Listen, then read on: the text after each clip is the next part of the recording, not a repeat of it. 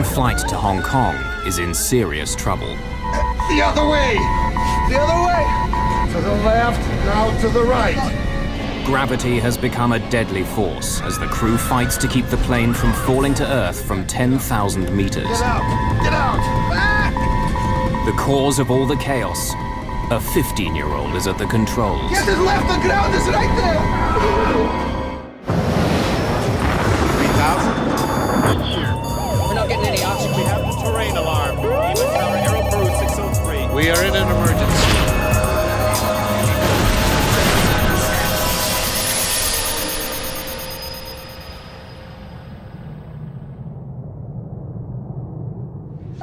Come and sit in my seat.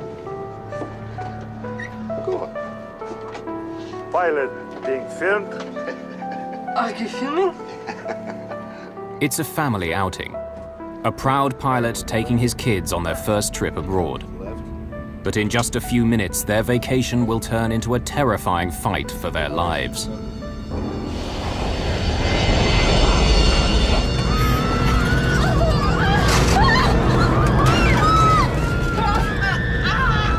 Hold the control column. Just hold it.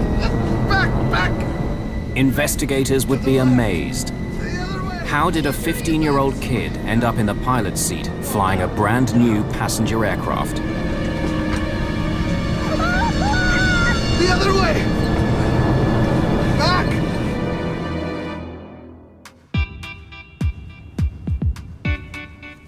March the 22nd, 1994, Moscow. 15-year-old Eldar Kudrinsky is going abroad for the first time. He needs every gadget he has. Eldar, Uncle Volodya is waiting. I'm ready. Come on. But this is no ordinary kid. Eldar's father is Captain Yaroslav Kudrinsky, an international airline pilot. In Russia, that means membership of a privileged group and access to luxuries most of the country can only dream of.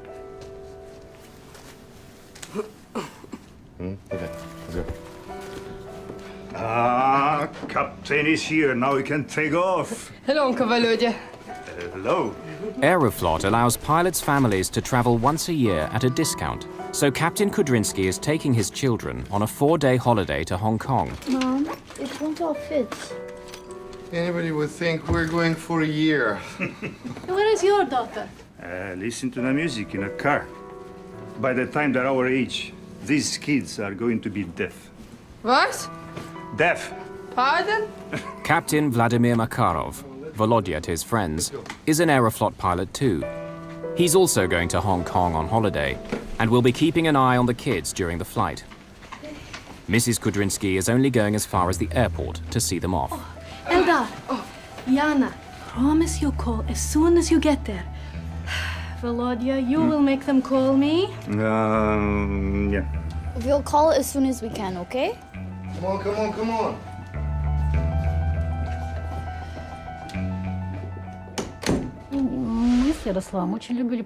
Yaroslav and I love to travel, and so did the kids. They love seeing new places, learning new things. There was a chance for them to come along with their father, and they jumped at it.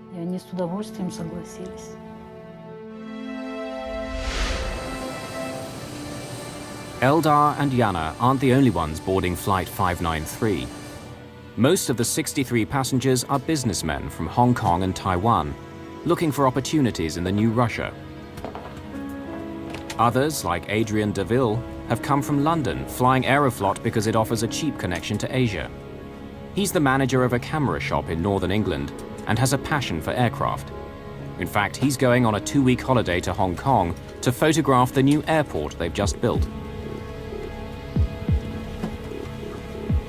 He'd go as far as he could. If he thought there was a good airport somewhere in the world, he'd try his best to get to that airport just to go and make some nice photographs. And the trip to Hong Kong grew from that because he wanted to see this brand new airport, which was a feat of engineering at the time. Mark Newport is a British sports promoter who lives in Hong Kong. Mark was in the army, was in the forces, and he went to Hong Kong and he just loved it, and got married out there. chosen Aeroflot. I'd never heard of it until then, because it was just a cheap flight home. In 1994, Russia is in a state of great change. 3 years earlier, the old Soviet Union finally collapsed. A new Russia is bursting out from behind the torn Iron Curtain. Its people want the freedoms of the West, the lifestyle, the international travel. But Russia's state-owned airline, Aeroflot, is getting a makeover too. They struggle to buy 5 new aircraft from the company Airbus Industry. The $70 million state-of-the-art Airbus A310-300. Though it seats fewer than 200 passengers, it can fly 3 times further than any of Russia's biggest passenger aircraft. The A310 is a fully automated aircraft equipped with sophisticated fail-safe systems. Aeroflot hopes it will help improve the company's checkered safety reputation. Anytime there is a national carrier supported by their particular government, if that government is in turmoil, whether it's financially or political turmoil, it affects everything that's associated with that core government. Aeroflot is a national carrier, and so there's always the perception that they may not have had the monetary resources and the wherewithal to be a very structured carrier with a lot of oversight to ensure a high level of safety at that time. Aeroflot has created a new, prestigious division around the Airbus fleet, Russian International Airlines. Pilots wear special uniforms, they fly state-of-the-art planes, and travel to the world's top destinations. RIA represents a new, modern Russia to the world. After collapse of the Soviet Union, Aeroflot, still controlled by government, was forced to look for profits and develop a network which would be commercially justified. For Russia's premier airline, Aeroflot handpicks an elite corps of first-class pilots.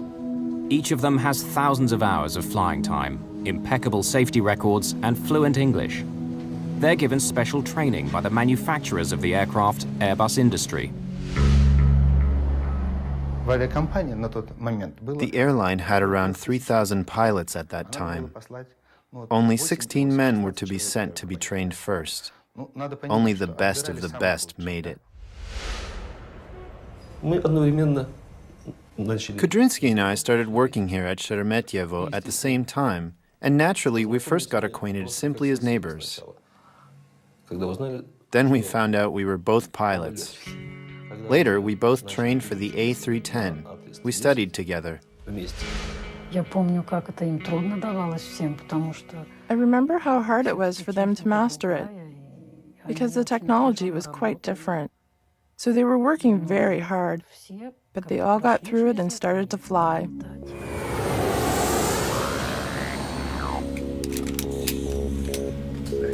Yana and Eldar are finally on board the new plane they've heard so much about from their father. Hey, now you two behave, or Uncle Volodya will push the eject button. Kudrinsky has 900 hours of flying the A310 under his belt. I must go now, okay?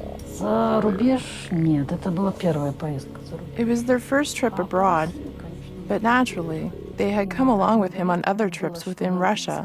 They were quite well traveled for their age.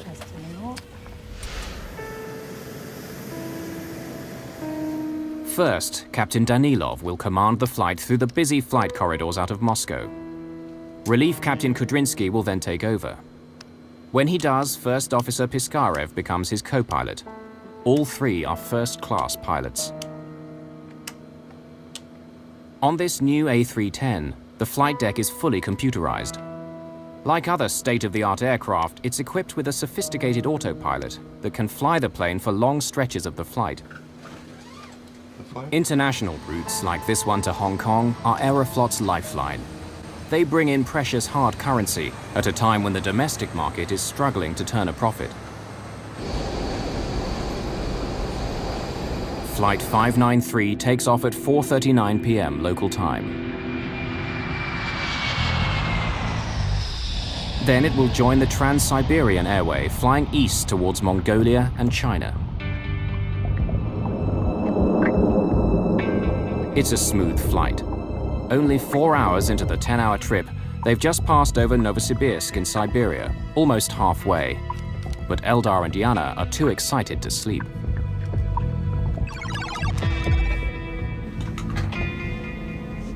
Having negotiated the busy airways out of Moscow, First Captain Danilov takes a rest break. He hands over control to Relief Captain Kudrinsky, who now becomes acting captain for the next leg of the journey. You have control. I have control.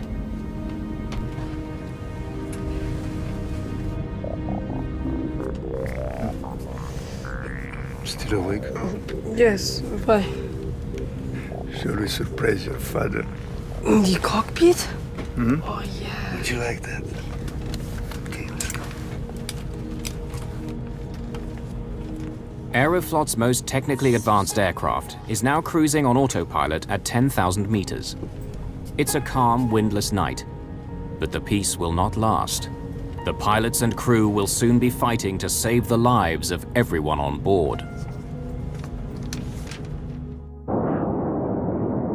One of Aeroflot's new Airbuses is on a direct flight from Moscow to Hong Kong. Captain Kudrinsky is taking his children on their first trip abroad. They're about to pay him a surprise visit. Have some very important visitors. Shall I bring them in? Okay.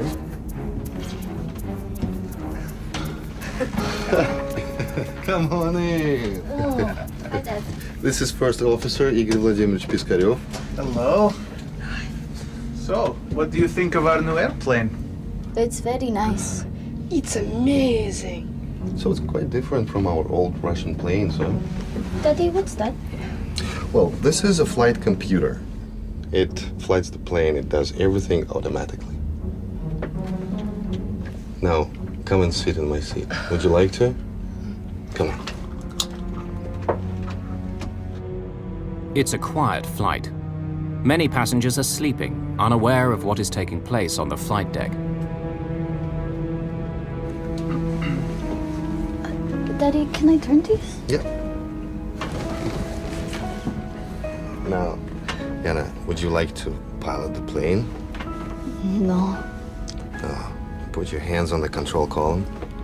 Come on, go on. But, don't touch any buttons, okay? Especially this red one, autopilot switch. You don't touch it, all right? Okay. Kudrinsky turns the heading select knob. It doesn't disengage the autopilot, but allows him to turn the plane slightly to the left. It makes his daughter think she's flying the aircraft. The artificial horizon shows the plane is banking slowly left.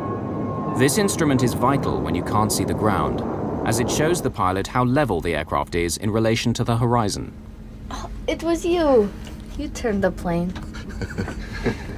Kudrinsky now puts the aircraft back onto its preset course, while First Officer Piskarev radios local air traffic control with their position. Novokuznets, this is SU-593, flight level 330, heading 105.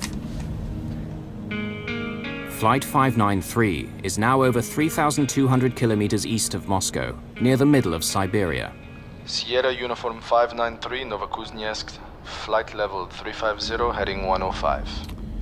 Sierra Uniform 593, estimating Zakir at 1759. Now it's Eldar's turn at the wheel. He's been waiting a long time for this moment. Pilot being filmed. Are you filming? Yes, I am. Can I turn this? Yeah, but if you turn it to the left, where will the plane go? Left. Right. Look out to the left, watching for the ground when we're turning. Eldar finds the control column quite stiff.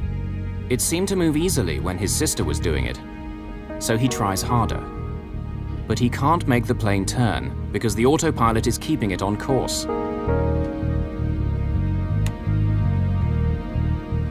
Is the plane turning? Suddenly, the column turns easily. Wait. Is the plane turning to the left? Yes, it is. set the horizon to normal for him. Once again, his father switches the heading select knob back to its original setting, ending the turn and Eldar's illusion of flying the plane. Captain Kudrinsky then selects navigation mode. It tells the autopilot to put the plane back on course to Hong Kong. Dad? But Eldar is still holding the wheel to the left. It's become stiff again. Can I go back to my seat? What for? You'll only go to sleep, and don't run in the first class. They will fire us. Eldar now turns his control column slightly to the right, enjoying his time at the controls. Well, I am going shopping on Temple Street. It's a famous market that only open at night.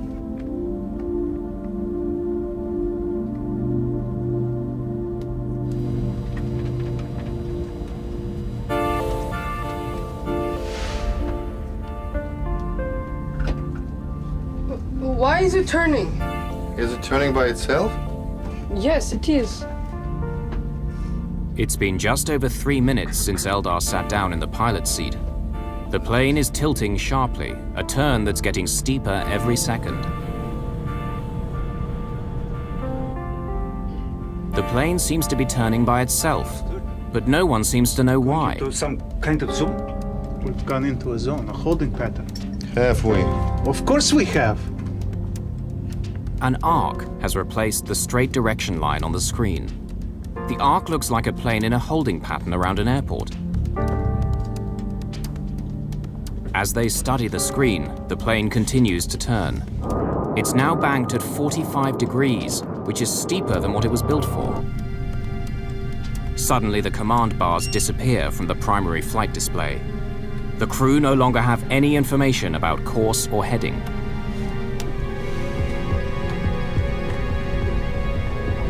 The plane is flying at 650 kilometers an hour and banking hard. Like a quick turn in a sports car, the dramatic movement of the aircraft begins to push everyone into their seats. Guys!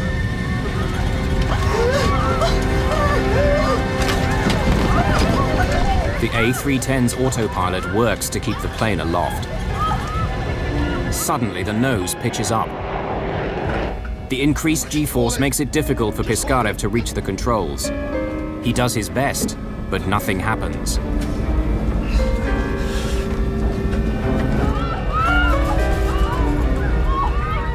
Piskarev's hard turn to the left has had no effect on the plane. Hold it.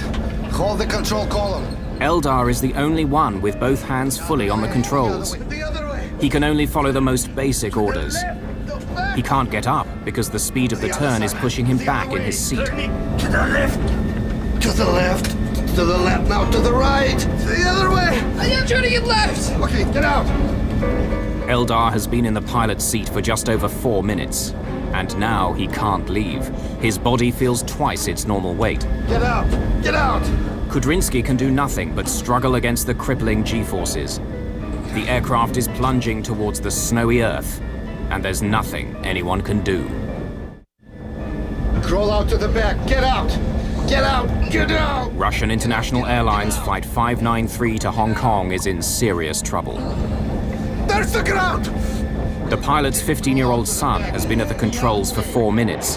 The plane is turning steeply and losing altitude. The other way! Captain Kudrinsky desperately needs to get back into the pilot's seat, but he can barely move. The plane is turning so steeply and so quickly, the G-forces on his body make it feel like it's twice its normal weight. Everyone on board now feels the force of the plane's dramatic movements. His plane is in a serious crisis, but Captain Danilov can't get to the cockpit. He too is squashed by the powerful forces created by the plane's extreme bank. The plane still isn't responding. To add to their confusion, an alarm begins to sound. It signals the complete shutdown of the autopilot. The plane is now completely in the hands of Piskarev and Eldar. And to make matters even worse, there's another alarm. The other way. The plane is about to stall. To the left. An automatic safety system kicks in to keep the plane flying. It lowers the nose and puts the Airbus into a steep dive to regain speed. There's the ground! The plane dives at a frightening 40,000 feet per minute. For the people on board, it's like having an elevator fall out from under them. In just seconds, the heavy pressure of the high-speed turn is replaced by near weightlessness. As the plane suddenly drops away, it's now a very dangerous environment. People and objects that are not secured will land anywhere once gravity returns. They'd been flying at 10,000 meters, but now they're falling fast. Unless they do something quickly, they will hit the ground in less than a minute. Piskarev pulls back on the control column as hard as he can to bring the Airbus out of the dive. The nose finally comes up, and the aircraft begins climbing quickly. Gravity now returns with a shock. As the plane climbs, the rapid acceleration pushes people down relentlessly. The dramatic change in speed makes everyone feel 4 times heavier than normal. Meanwhile, First Officer Piskarev is still trying to gain control of the aircraft. Thrust levers! Too slow! Piskarev has pulled the aircraft out of the dive, but it's climbing too quickly. The engines on the A310 don't have enough power to push it almost vertically into the sky. The airspeed drops dramatically. The plane strains to climb, but it's been pushed too far. As the force of the acceleration eases, Kudrinsky leaps into action. But Piskarev has stalled the plane. The nose drops into a corkscrew dive. Now the Airbus is twisting towards the ground from 6,000 meters at a breathtaking 70 meters a second. Full throttle! For the first time since the crisis began, captain and co-pilot can work together to save the plane. Full throttle, no? I got it. I have full throttle. Got it. Kudrinsky pumps the rudder, the vertical surface on the tail, to help break out of the spin. What's the speed? I don't see it. At last, the plane seems to be responding. Working the rudder, Kudrinsky has nearly stopped the corkscrew dive. Coming out. Coming out. Too much speed, ease back on throttle a bit. After a desperate struggle, the 2 pilots have managed to pull the plane out of its terrifying spin. They're starting to level out, but still not completely in control. We'll get out of this. Everything is fine. Easy. Pull backwards a little bit. In all the chaos of the past few minutes, the pilots don't know exactly how far they've fallen. Suddenly, they run out of time.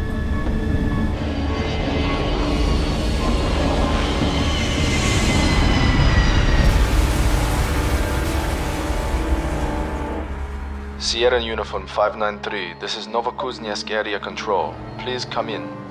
500 kilometers north of the Mongolian border, air traffic controllers in Novokuznetsk wait for Flight 593 to radio that it's left their control area. Area control, please come in.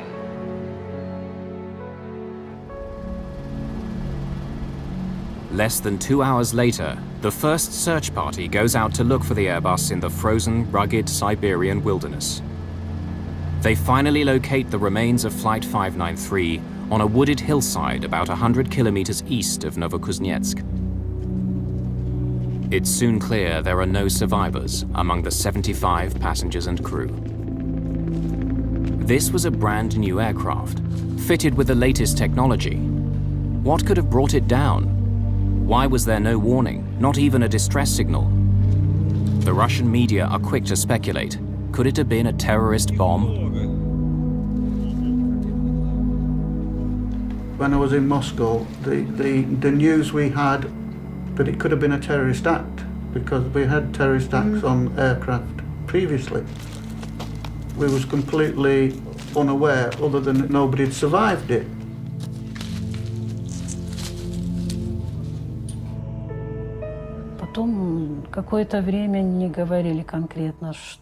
For some time, they wouldn't tell me anything specific. And only on the next day, the airline director told me there was no hope whatsoever. It was a horrible moment, of course. Очень страшный момент. Horrible. Очень страшный момент. It's hard to believe.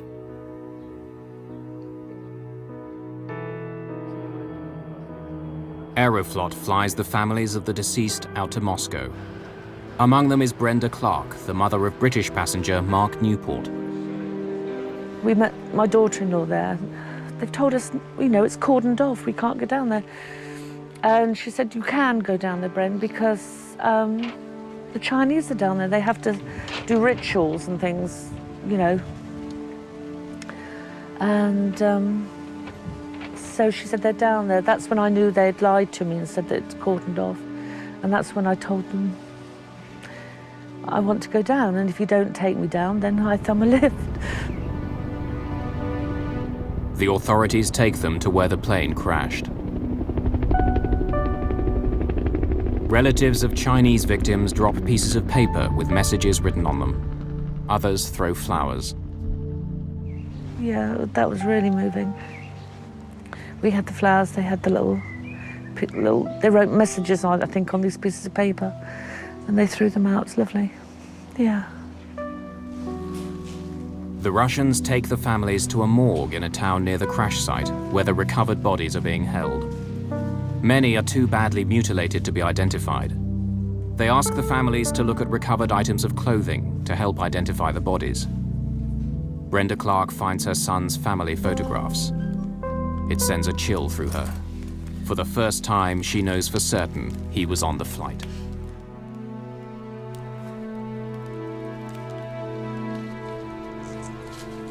The recovery operation gets underway. The Russian government mobilizes 238 soldiers, police, investigators, and rescuers. Everyone in the aviation world wants to know how a brand new state-of-the-art Airbus could fall out of the sky without any warning. Does the A310 have problems no one knows about? They need to find out fast. Chief Accident Investigator Ivan Mashkivsky is in charge. The crash site itself offers few clues. The ones he does have are puzzling. Unbroken bottles of champagne, a flight attendant in an oxygen mask, and finally the body of at least one child thrown into the cockpit. The plane's digital flight data recorder indicates the engines were running when it hit the ground. He rules out engine failure. Mashkivsky needs the expertise of a man who knows the A310 well.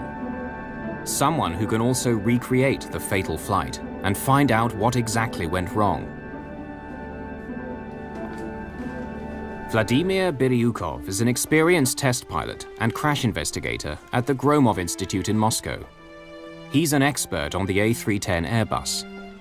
Biryukov was directly involved in testing and certifying the aircraft prior to the Russians buying it. Because of the fate of this plane, the fate of this airline, my first reaction was shock. How could such a thing happen? All I knew was that the plane had crashed somewhere over Siberia. I remember spending a sleepless night, distraught, and trying to figure out what might have happened and what could have caused it. Yeah, come.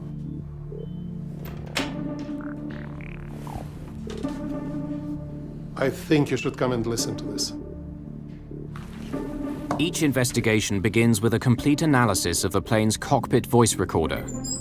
This time, it reveals something disturbing. Now, come and sit in my seat. Would you like to? Come on. Daddy, can I turn these? Yeah. Kudrinsky was in the pilot seat, wasn't he? According to the diagram.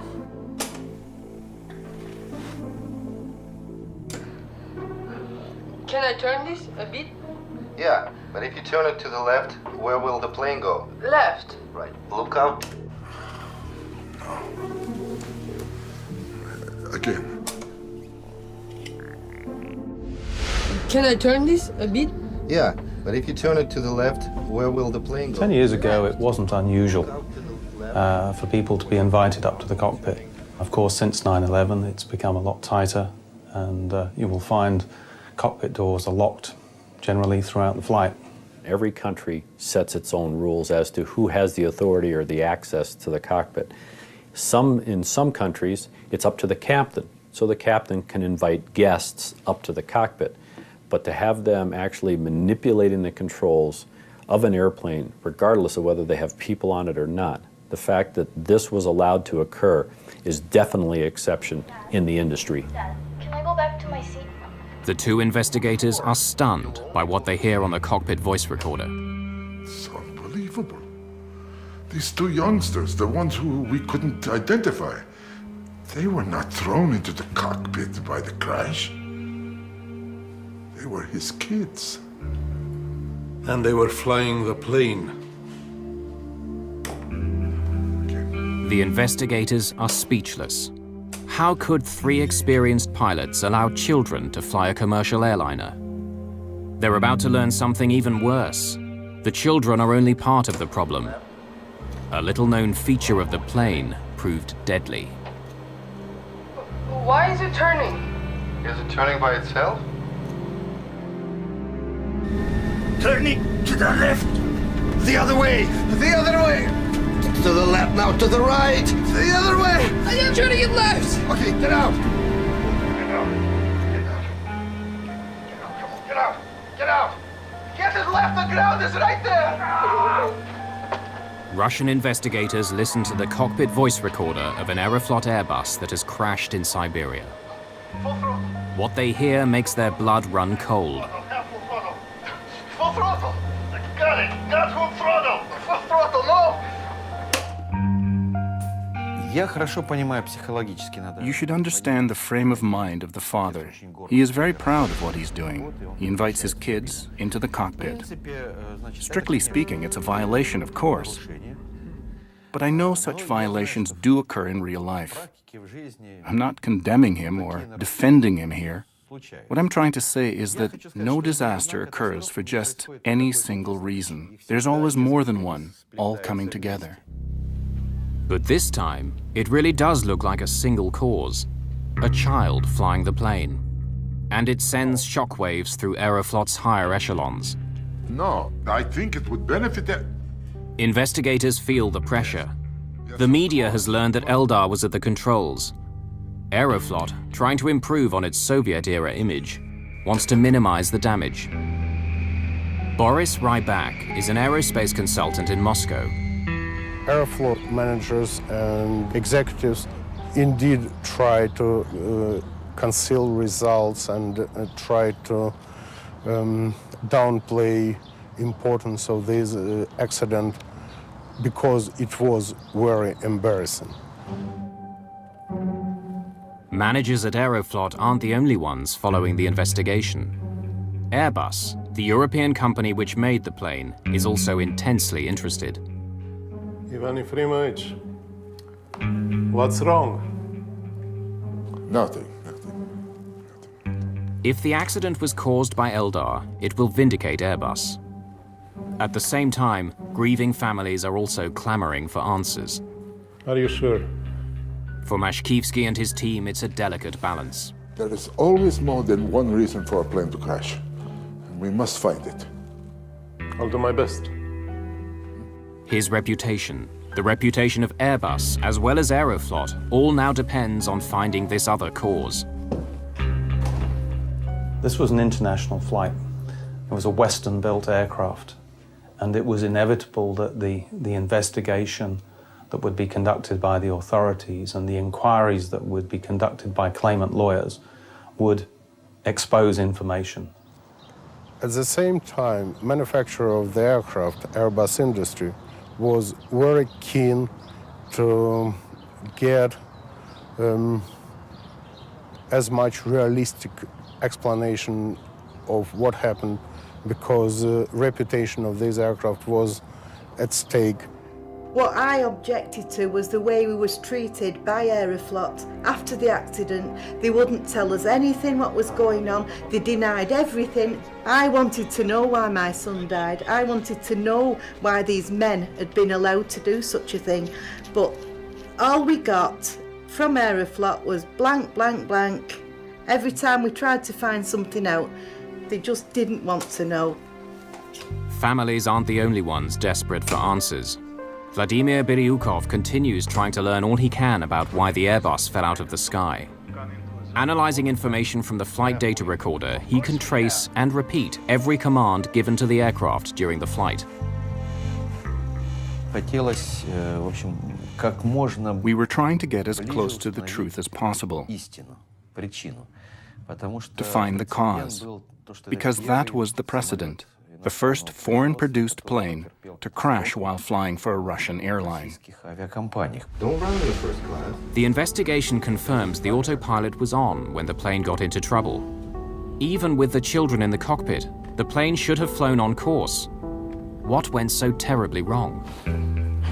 So, any new developments? We can discount Kudrynsky's daughter. She sat in the chair, but she didn't fly the plane. At 17:14:07 and 6 seconds, Captain Kudrynsky tells her not to touch the autopilot switch. Her father gave the autopilot the command to turn, while Yana just rested her hands lightly on the controls. It was you. You turned the plane. But when Eldar took the controls, Biryukov discovers, something dramatically different happened. No one could possibly have guessed. Not even the 3 pilots in the cockpit. Biryukov may have found the key to the puzzle. The plane's flight data recorder shows that 2.5 minutes before the crash, while Eldar was at the controls, the autopilot partially disconnects. This is the start of all the plane's troubles. But how did that happen? The autopilot is a sophisticated computer which manages an aircraft's speed, altitude, and heading. Altitude and heading are controlled by 3 key functions. The rudder, which controls sideways movement. The elevators, which control vertical movement.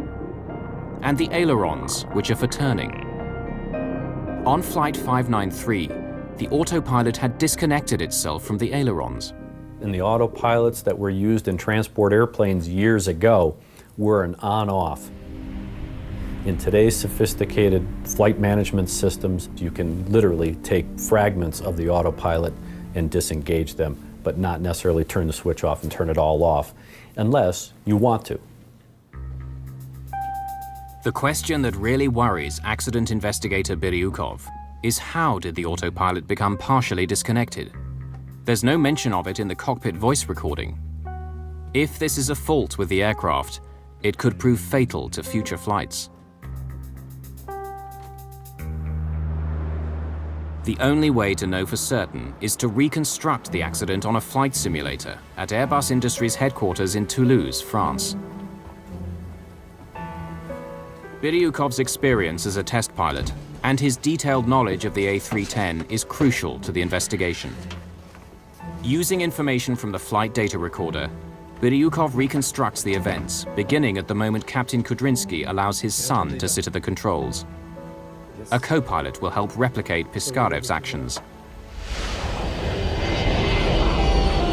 Look out to the left, watching for the ground when we're turning. Unlike his sister, Eldar turns the wheel before his father can tell the autopilot to turn the plane. The controls are stiff because he's fighting the autopilot. In the simulator, Biryukov reproduces Eldar's every movement.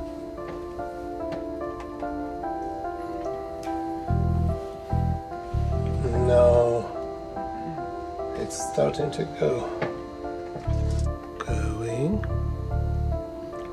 Going. There.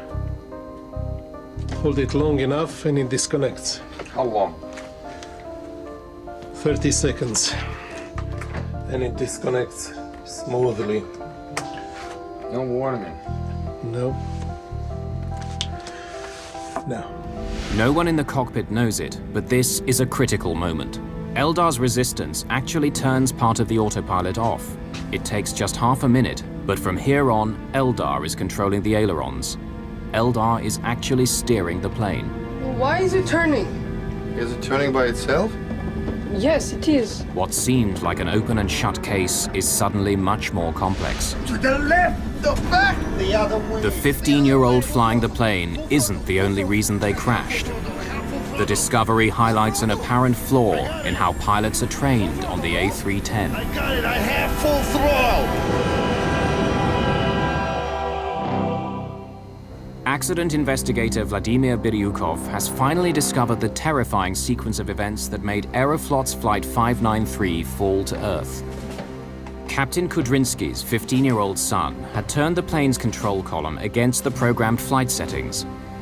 This disconnected the autopilot without warning from the ailerons which turned the plane. There. Hold it long enough and it disconnects. How long? The aircraft then began an uncontrolled turn to the right, which got steeper and steeper. But why didn't anyone realize the autopilot had disconnected? Another peculiarity of the plane is that it has no alarm signaling the disengaging of the autopilot in the list channel. While our Russian planes have an alarm sounding in such an event. So I think that the captain allowed the boy to do it, irregular as it was, believing that even if the autopilot got disengaged, the crew would be alerted to the fact.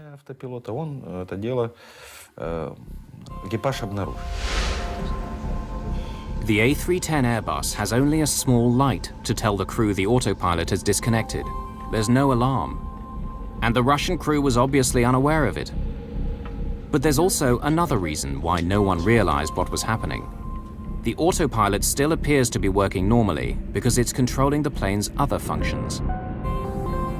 Although the plane is now banking, the situation isn't yet critical.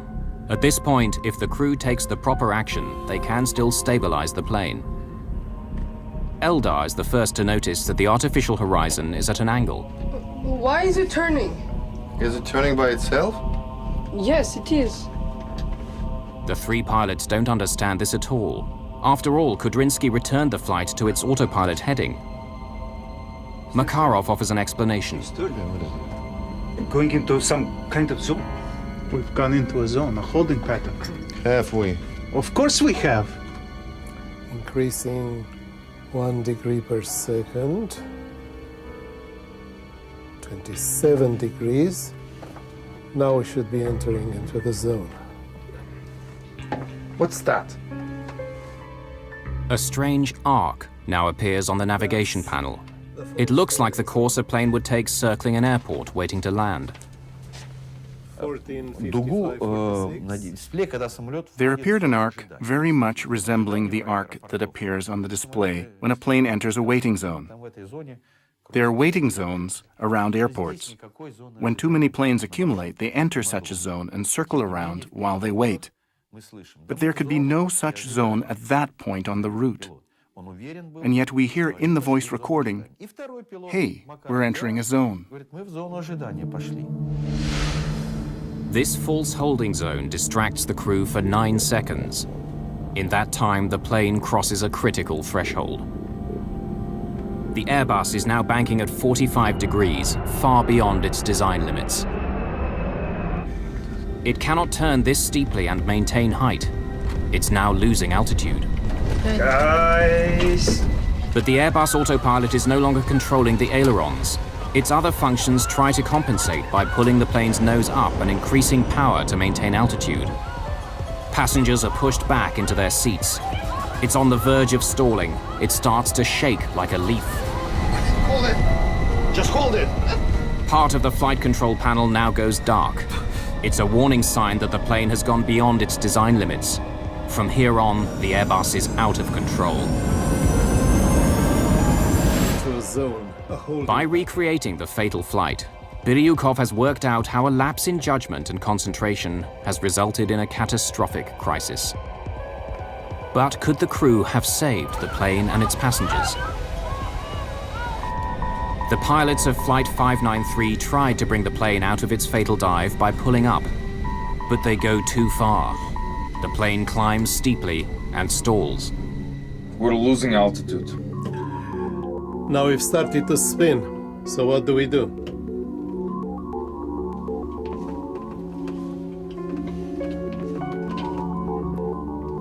It's coming out of the corkscrew. Now we're leveling out. In a moment, we'll come out of the dive. All they had to do was let go. The plane has an inbuilt survival mechanism which won't allow it to stall, even at very low speed. But the pilot has to know that. But the situation is totally new to them, something they weren't accustomed to handling. A stressful and incomprehensible situation. It would have taken special skills to act correctly in such a difficult situation. It was not the crew's fault, but their misfortune, because if a person doesn't know how to do something, because he was never taught to, you can't really blame him.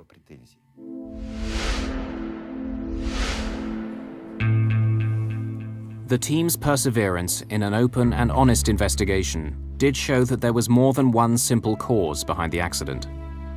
Their findings benefited the whole industry, especially the revelation that the autopilot can partially disconnect. This remains a feature of the A310, as it enables pilots to control certain elements of a flight while leaving the rest to the computer. But crews are now made aware of this. Captain Kudrinski's misfortune is that it was triggered in a way that was unexpected and difficult to detect.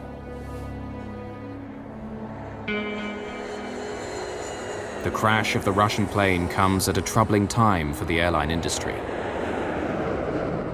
In 1994, the same year that Flight 593 went down, a series of crashes in the United States raised questions about how commercial pilots handle upsets, situations in which an aircraft finds itself in extreme flying conditions. When we think about upset in a large airplane, we think about an attitude of the airplane that's beyond what normal flight regimes would be. That is, greater than 20 degrees nose up, greater than 10 degrees nose down, and bank angles greater than 25 degrees. Within a year, the industry had begun offering pilots upset recovery training, teaching them skills to handle extreme situations like the one on Flight 593.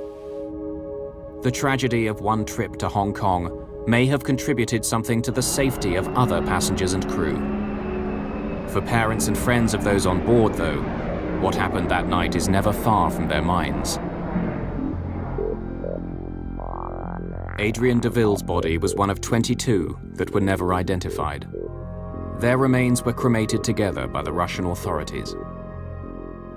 In mine, he was asleep, and that's the way I deal with it, and, you know, he didn't know much about it.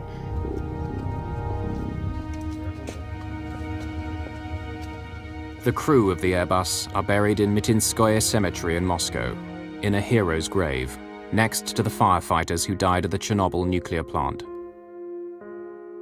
Yana and Eldar lie next to their father.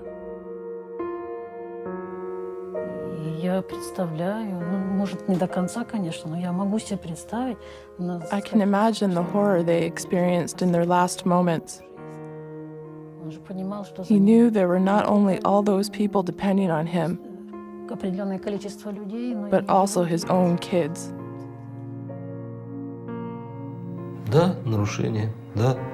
Yes, it was a violation. Yes, he did it. But how it all happened, it was just a freak accident, a bizarre coincidence. I can forgive the pilot. I can forgive the children because they were innocent. This man was 39 years old, and for those 39 years he had an exemplary flying career.